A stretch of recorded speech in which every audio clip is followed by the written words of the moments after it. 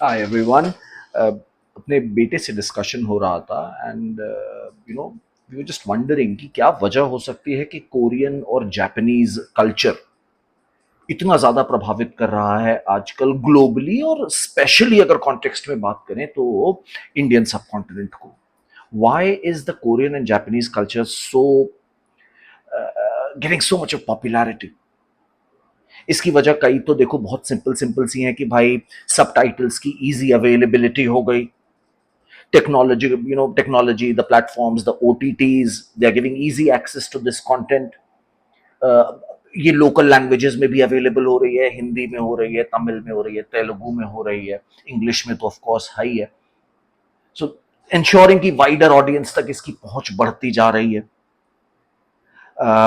और अगर देखोगे तो यार इनकी गवर्नमेंट्स भी बहुत कुछ इस विषय में कर रही हैं, ऐसा मुझे हल्का हल्का पता चल रहा है।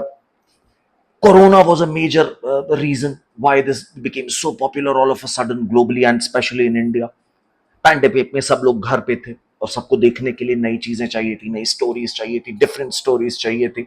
तो somewhere Korean and Japanese culture, their stories have been able to make a huge mark, बड़ा फुटप्रिंट इनका हो गया है ग्लोबली और खासतौर पे भारतवर्ष में। तो क्योंकि मैं भारतवर्ष की एक निगाह में मैं वहां का एक नागरिक हूं, तो I am looking at this entire scenario from an Indian point of view. और मैं जानना चाह रहा हूं कि आखिर क्यों इनकी स्टोरीज हमारे कॉन्टेक्स्ट में, भारतीय कॉन्टेक्स्ट में इतनी पॉपुलर हो रही हैं। This is the question which this video is aiming somewhere to answer. आओ बात को शुरू करते हैं। देखो, एक बात सबसे पहले ध्यान रखो, चाइना, कोरिया, जापान ये कैसे लिंक्ड है तुम्हें मालूम होना चाहिए, मैप का तुम्हें अंदाजा होना चाहिए यार। देखो भाई, कोरिया और जापान तो एकदम अगल बगल है। कन्फ्यूशियनिज्म ये समवेयर इन तीनों एरियाज में वाइड स्प्रेड है। चाइना में भी है, कोरिया में भी है, जापान में भी, और इसी तरह से फैला है। पहले चाइना में आया, फिर वहां से कोरिया गया, कोरिया से समुद्र लांघ करके जापान में चला गया। So this is something which is definitely going on. Confucianism ने इस पूरे इलाके को इन्फ्लुएंस किया है, point number 1। Buddhism has had a major influence again. Buddhism का भी बड़ा असर इन इलाकों में देखने को तुम्हें मिलेगा, अलग अलग फॉर्म में। अभी उसमें नहीं घुसेंगे, ठीक है। अभी मेरा फोकस है कहीं ना कहीं कि जापान और कोरिया, इनकी स्टोरीज क्यों, खासतौर पे जापान की बात करूंगा इस वीडियो में, कि क्यों इनकी स्टोरीज हमको इतना अपील कर रही हैं। इनके मैंगा, क्या कहते हैं उसे, मांगा, जो इनकी कॉमिक्स हैं, एनिमे जिसे बोल रहे हैं, right. I am sure a lot of you must be watching this genre of late. तो क्यों इनकी स्टोरीज, तो कहीं ना कहीं देखो बेटा, जो हमें पता चल रहा है जापान के specific, Japan is a set of collection of islands. तो जापान में अगर हम देख रहे हैं तो जापान का जो धर्म है, वहां पर अपने पास कुछ इंपॉर्टेंट कीज हैं। इनका धर्म, इनका धार्मिक स्वभाव जो है पूरे इलाके का, वो कहीं ना कहीं सब कॉन्टिनेंट के कल्चर से, खासतौर पे हिंदुइज्म से बहुत खूबसूरती से मेल खा रहा है। जरा सुनना और समझना। हमें बताया जा रहा है कि जापान का धर्म जो है वो शिंटोइज्म और बुद्धिज्म का एक कॉम्बिनेशन है। शिंटोइज्म, शिंटो धर्म और बुद्धिज्म का एक कॉम्बिनेशन है। शिंटोइज्म ज्यादा पुराना बताया जा रहा है। शिंटोइज्म यहां पे प्री हिस्टोरिक टाइम से था। शिंटो को कुछ कई नाम से बुलाया जाता है। एक नाम जो उसका है वो कहीं ना कहीं उसका मतलब बनता है the eternal one, Sanatan, something which has existed for ever. तो शिंटोइज्म इनका काफी पुराना धर्म है, ऐसे इनके स्कॉलर्स का मानना है। शिंटोइज्म, अच्छा तो अभी देखो, पहले शिंटोइज्म की बात कर रहे हैं, फिर थोड़ा बुद्धिज्म का भी उसमें इनपुट देंगे, ठीक है। तो शिंटोइज्म के बारे में बताया जा रहा है बेटा कि इसमें कोई केंद्रीय अथॉरिटी नहीं है, कोई सेंट्रल अथॉरिटी इसमें नहीं है। भाई जैसे उदाहरण के तौर पे क्रिश्चियनिटी में क्या है मालूम है ना, एक सेंट्रल अथॉरिटी है, पोप। इस्लाम में भी कहीं ना कहीं एक सेंट्रल अथॉरिटी थी, और अभी भी कुछ कुछ फॉर्म में लोग क्लेम करते हैं खलीफा की,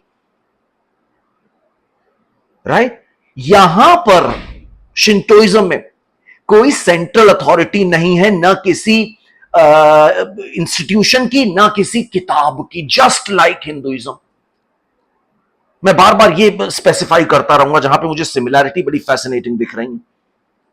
ठीक है, इनके पूरे जो शिंटोइज्म धर्म है इसमें काफी ज्यादा डाइवर्सिटी देखने को मिलती है इनकी बिलीफ पर, कि लोग क्या विचार अपने मन में रखते हैं, क्या उनके अजम्पशंस हैं, आत्मा और मौत कैसे आती है भाई, और मौत के बाद क्या होता है,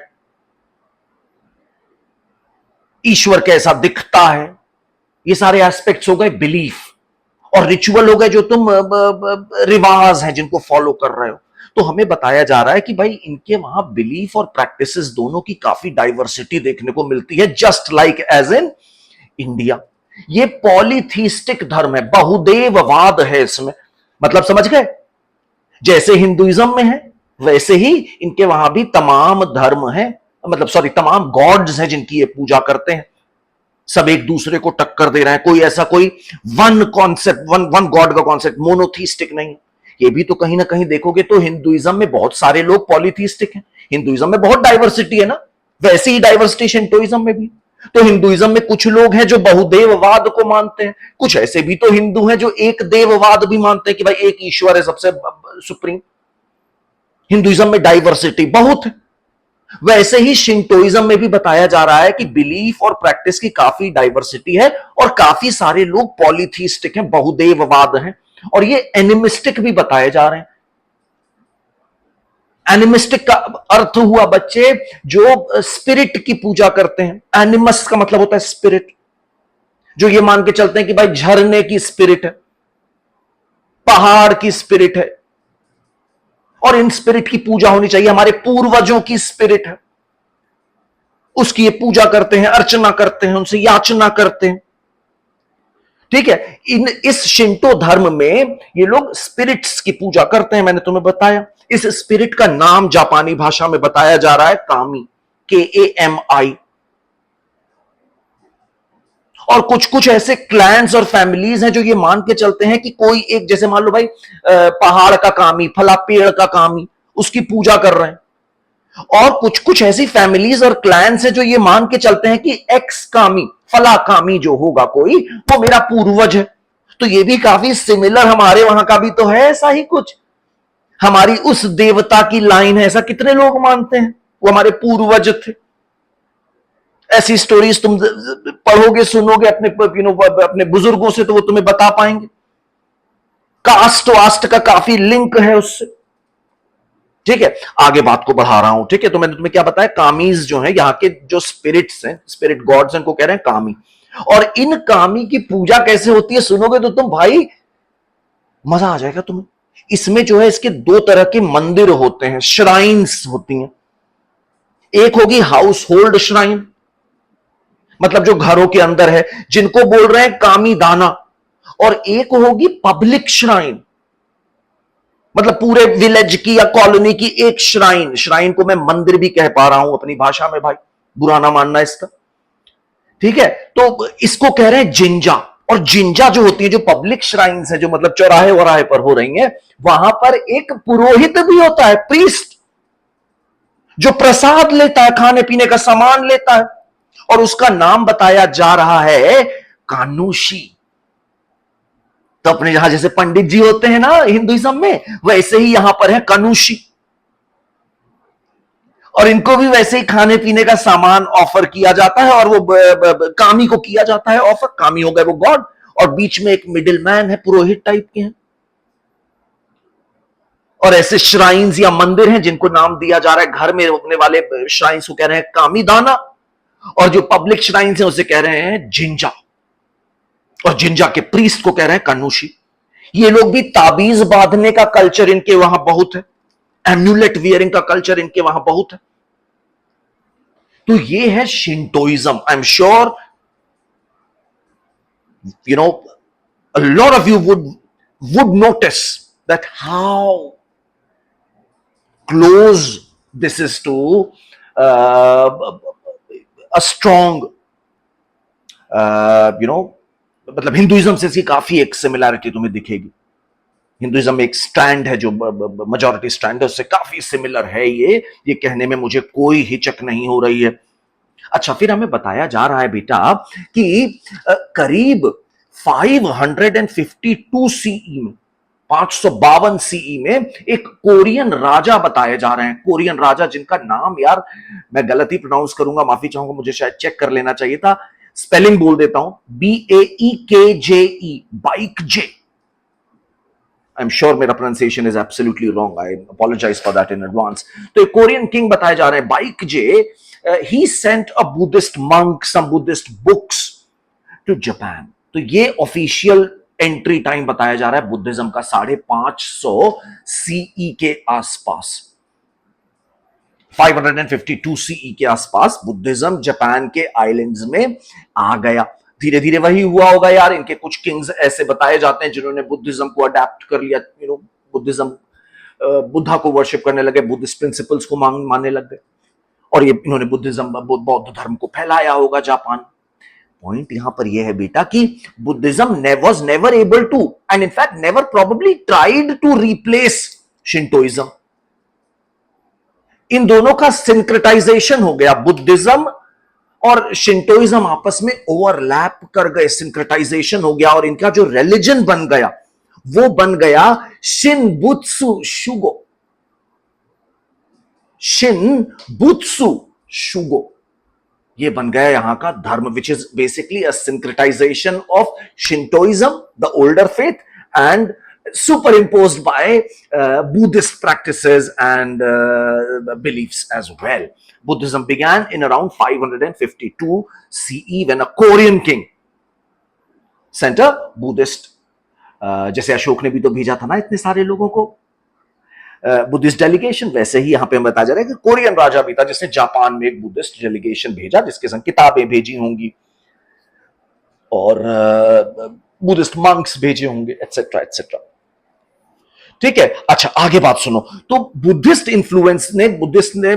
ने इन्फ्लुएंस किया शिंटोइज्म को, और बुद्धिज्म के इन्फ्लुएंस में जो कामी थे, शिंटो गॉड्स जो थे, स्पिरिट गॉड्स, कामीज, दे बिकेम एंथ्रोपोमॉर्फाइज्ड, मतलब उनको ह्यूमन फॉर्म में बनाना शुरू कर दिया गया। Can you understand it? उनके ह्यूमन फॉर्म में। अभी तक कामीज की पूजा जो हो रही थी वो बिना मूर्तियों के हो रही थी, लेकिन जब बुद्धिज्म का इन्फ्लुएंस आ गया middle of the 6th century से, तो कहीं ना कहीं मूर्तियां बनने लग गई, उनको ह्यूमन फॉर्म में दिखाया जाने लग गया कामीज को, और इस तरह से बुद्धिज्म भी काफी पावरफुल होने लगा। लेकिन याद रखो कि शिंटोइज्म हमेशा बना रहा वहां पे।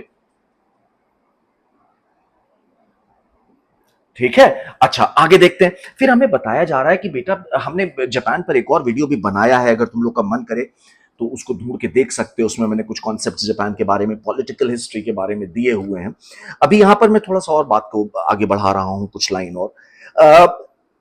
1860s में यहां पर मेजी रेस्टोरेशन हुआ जापान में। यहां का एम्परर थे, मेजी एम्परर उनको कहते हैं, उनको वापस गद्दी पे बैठाया गया।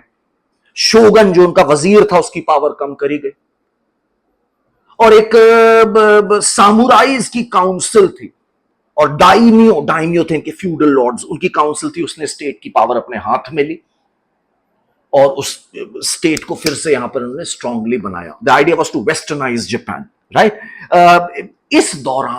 इस दौरान मेजी रेस्टोरेशन का जो पीरियड है, ये कहा जाता है 1868 से लेके 1912, मतलब वर्ल्ड वॉर के ठीक पहले तक। 1912 में इनके एम्परर ये मेजी मर जाते हैं, दूसरे आ जाते हैं, फिर उनके नाम से एरा शुरू हो जाता है।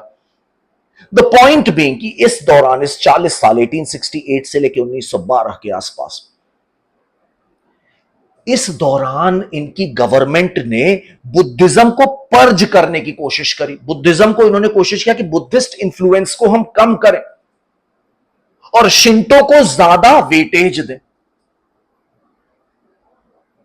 इन्होंने एक स्टेट शिंटोइज्म बना दिया।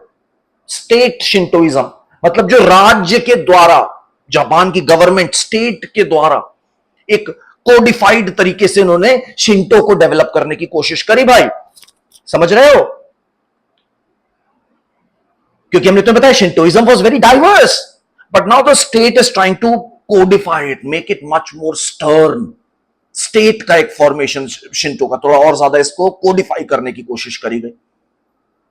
जो श्राइन्स थी कामी देवताओं की, जो श्राइन्स थी वो गवर्नमेंट कंट्रोल में चली आई। सिटीजन्स को यह भी कहा जाता था, मतलब दिखाया जाता था कि भाई जो हमारे एम्परर हैं वो भी कामी हैं, दैवीय हैं, वो उनकी पूजा करिए आप। सिमिलैरिटी देख रहे हो कहीं ना कहीं, अगर तुम देखोगे तो ये बेटा हम लोग देख रहे हैं कि हमारे देश में भी ऐसा ही कुछ हो रहा है। हम लोग हिंदुइज्म जिसमें एक बहुत डिवाइडेड नहीं कहना चाहिए, डिवाइडेड भी कह सकते हैं, diverse definitely set of beliefs and practices हैं, उसको आजकल हम क्या देख रहे हैं कि उसको एक नया जामा पहनाए जाने की भी कोशिश हो रही है कभी कभी। उसमें हम उसे क्या बोलने लगते हैं, सनातन कहने लगते हैं या हिंदुत्व कहने लगते हैं, कहने लगते हैं कि नहीं कहने लगते। तो कुछ ऐसा ही यहां पे देखने को मिला। और बोला गया कि भाई जैसे इनके एम्परर हैं जापान के, उनको माना गया कि ये कामी है, दैवीय है, डिवाइन उनको वो दिया गया, क्या कहते हैं, ओरिजिन का थ्योरी। ऐसा ही कुछ हमारे वहां भी देखने को तुम्हें मिलने लग रहा है। और यही थॉट था जो धीरे धीरे इनको एक एक्सट्रीम फॉर्म ऑफ राष्ट्रवाद की ओर ले गया, जिंगोइज्म, जिसका नतीजा रहा सेकेंड वर्ल्ड वॉर।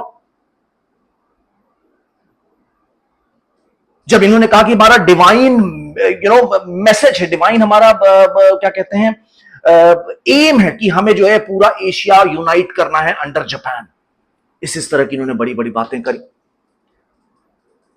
और वर्ल्ड वॉर 2 में जब जापान के ऊपर हिरोशिमा और नागासाकी पे एटॉमिक बॉम्ब गिराए गए और जापान को हरा दिया गया, तो इनका नया कॉन्स्टिट्यूशन जो अमेरिका ने दिया, उसमें शिंटोइज्म को स्टेट से अलग किया गया। मेरी बात समझ में आई कि Shintoism will not play any role in Japan. तो भैया ये बात अब देखो, अगर समझो जरा सा, तो जो जापान का समाज है, because of Shintoism and Buddhist influence, इसके जो वैल्यूज हैं, जो बेसिक इमोशंस हैं, नॉर्म्स हैं, कल्चर है, वो काफी ज्यादा सिमिलर है भारत के लोगों में, खासतौर पे हिंदुओं में। इसीलिए हमारी टेस्ट बड्स को, हमारे मेंटल ग्रे सेल्स को इनकी स्टोरीज काफी अपील कर रही हैं। I hope this video would have given you certain ideas and you would use them. God bless you.